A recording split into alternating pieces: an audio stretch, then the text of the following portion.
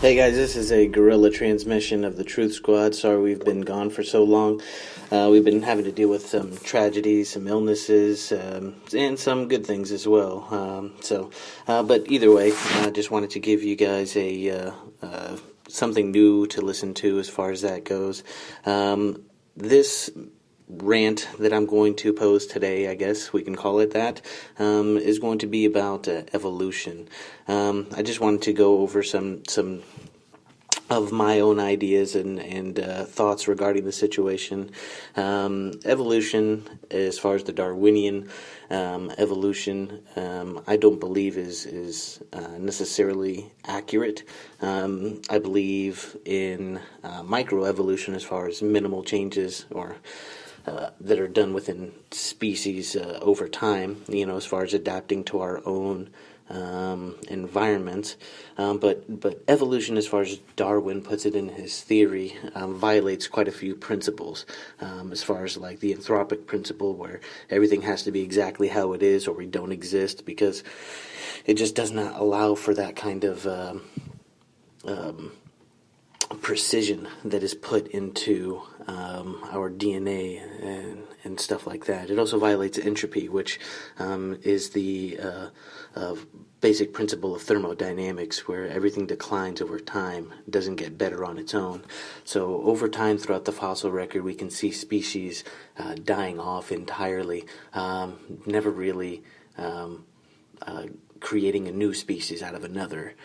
You don't get, a horse showing a horse transitioning into a giraffe. A giraffe just appears. Another thing is that along those same lines is biogenesis. It also violates that principle, where life only comes from other life. So how do we get organic material from inorganic material, which is something that the Darwinian theory of evolution just completely ignores. It only shows what happens to life after it exists versus how does life actually begin. And that's the basic principle of how we got here. Without answering that question, really anything else that comes after that is really minimal. DNA or RNA is just like digital coding to build an organic life form.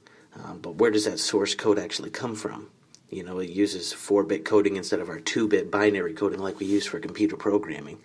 Our current understanding of evolution only accounts for minor changes within a species, not actually creating an entirely new species like I was mentioning earlier. It also only accounts for what happens to life forms after that they've been created. The statistical impossibility of life creating on its own. That mathematic formula has already been done, and it looks like it's, according to my research here, it's 10 to the 39970th.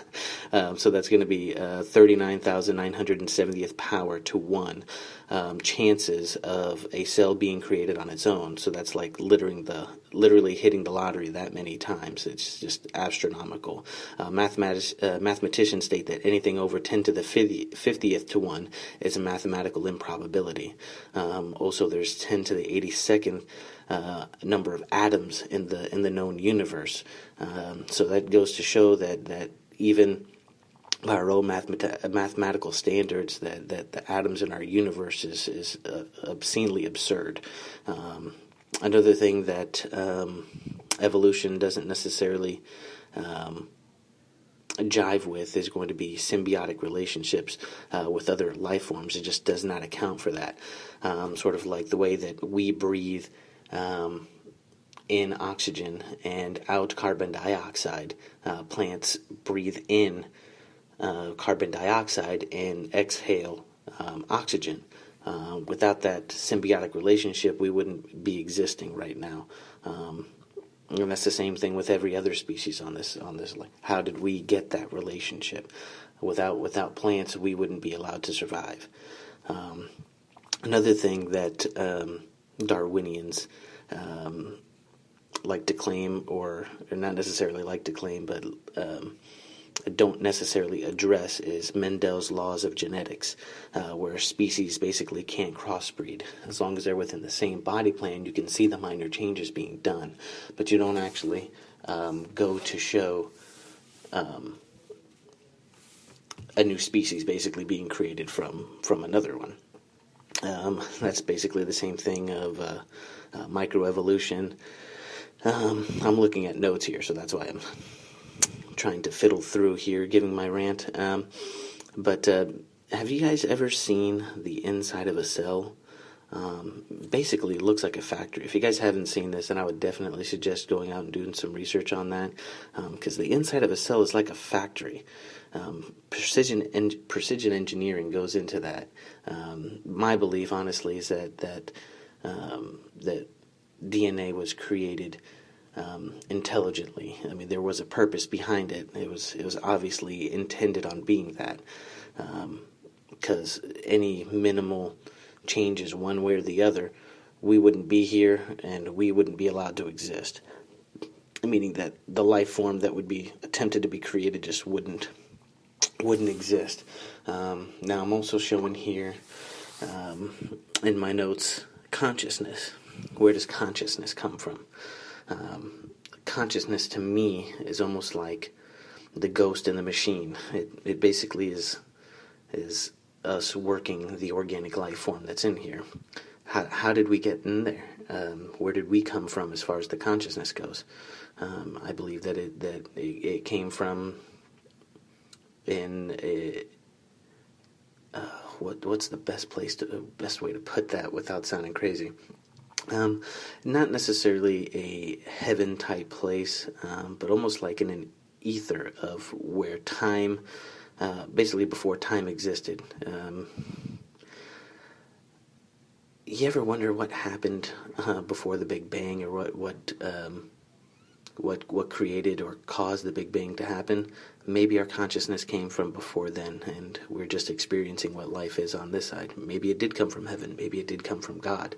But to completely dismiss that case, to me, just seems pretty idiotic. That you just know everything. It gives it, like a pompous attitude towards it. It just sounds weird and it makes you look stupid. The most proponents of Darwin's theory use it to attack religion, mostly Christianity. Why is that?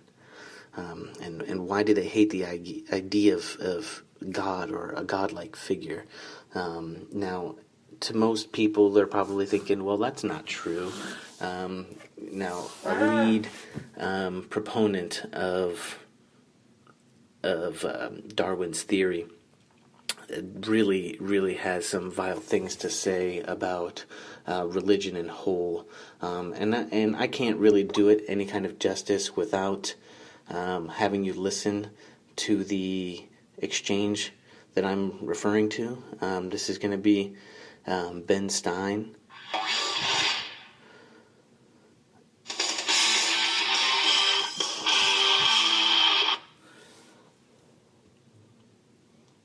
Having an interview with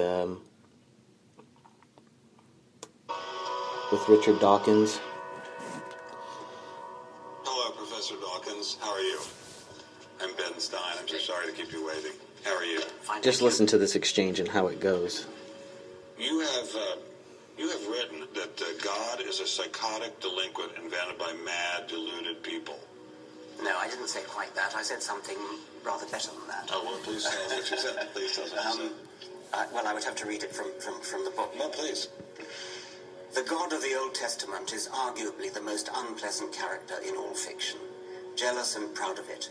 A petty, unjust, unforgiving control freak. A vindictive, bloodthirsty ethnic cleanser.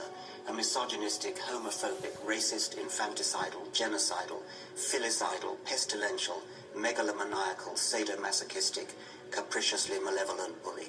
So that's what you think of God? Yeah. How about if people believed in a God of infinite lovingness and kindness and forgiveness and generosity, sort of like the modern day God? Why spoil it for them? Why not just let them have their fun and enjoy it? I mean, I don't want to spoil anything for anybody. I write a book, people can read it if they want to. Nice backpedaling. It is a liberating thing to free yourself from primitive superstition. So religion is a primitive superstition? I think it is, yes. So you believe it's liberating to tell people that there is no God? I think a lot of people, when they give up God, feel a great sense of release and freedom. Why do you think that? I mean, what's your dad? What's your scientist? What's your dad? I think, I've had a lot of letters saying that, and there are 8 billion people in the world, Yeah, Dr. Dawkins. How many letters have you had? No, I haven't done that. That's quite true. Professor Dawkins seemed so convinced that God doesn't exist that I wondered if he would be willing to put a number on it. Well, it's hard to put a figure on it, but I mean, I put it as something like, 99% against or something. Well, how do you know it's 99%? I don't. Say it, not 97. No, I did. You asked me to put a figure on it, and I'm not comfortable putting a figure on it. I just think it's very unlikely. What? But you couldn't put a number on it? No, of course not. So it could be 49%. Well, it would be. I mean, I think it's unlikely, but it's quite far from 50%. How do you know? I don't know. I mean, I put an argument in the book. Well, then who did create the heavens and the earth? Why do you use the word who? You see, you immediately beg the question by using the word who. Well, So then what? Well, by a very slow process. Well, how did it start? Nobody knows how it started. We know the kind of event that it must have been. We know the sort of event that must have happened for the origin of life. What was that? It was the origin of the... What he's going to say here is the first self-replicating cell, which he can't explain exactly how that happens. Thanks to our poor signal here. But that's basically where he's going with that. And it's quite obvious that he uses his disdain of religion to back his idea of Darwin's theory, but he can't explain exactly how it all gets started. There's another interview in the movie that was from, which is Ben Stein's evolution documentary, I believe it was called.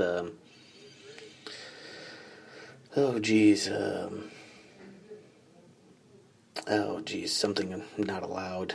Anyway, I'll look that up and put a link on there to the to our posting. But in another interview, he talks to a different scientist who has the same views as Richard Dawkins, and he proposes that life started somewhere on the backs of crystals because the lightning in a primordial ooze of atoms and elements just did not work in any laboratory setting. So it's just mind-boggling how they cling to that theory but don't have much to back it up. That's a very good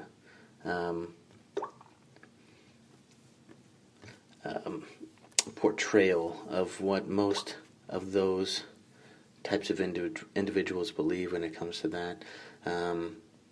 But it's definitely eye-opening. Another thing, speaking of eye-opening, is what actually killed off the dinosaurs. I know it seems like a completely unrelated subject, but it goes back into the whole creation myth. And things that belong, or that's from the Bible, as well as actually other well-known religions, as well as the deluge. What if a meteor impact didn't actually kill off the dinosaurs? What if it was Noah's flood that did that? And that could literally account for coal and fossil fuels being deposited and found as well. Another thing that is kind of weird is that Charles Darwin himself even said that we don't have a single record of a new species evolving into an entirely new species. Now, granted, that was back in the 1800s, but I still don't believe we have that. What we see is different animals entirely that look like one another, but actually aren't the same animal. A good way of putting it is, if you are going to evolve a leg into a wing, Because there's a big theory out there that the dinosaurs evolved into birds. If you are going to get a wing from a leg, you would have a bad leg long before you would have a good wing.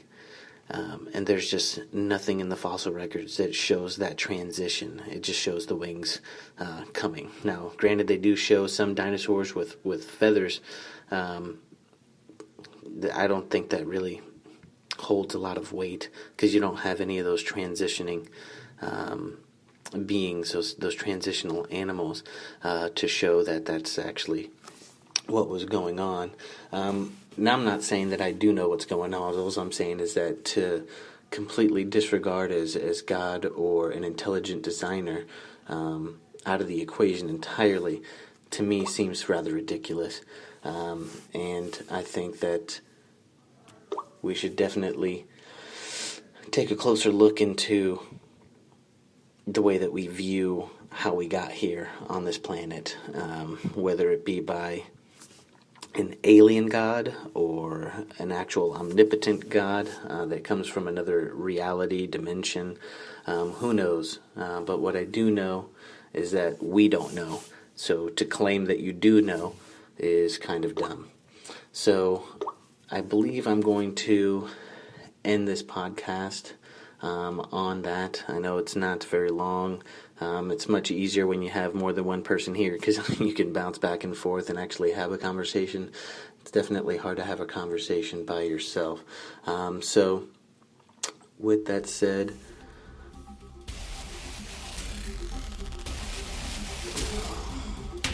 is anything working?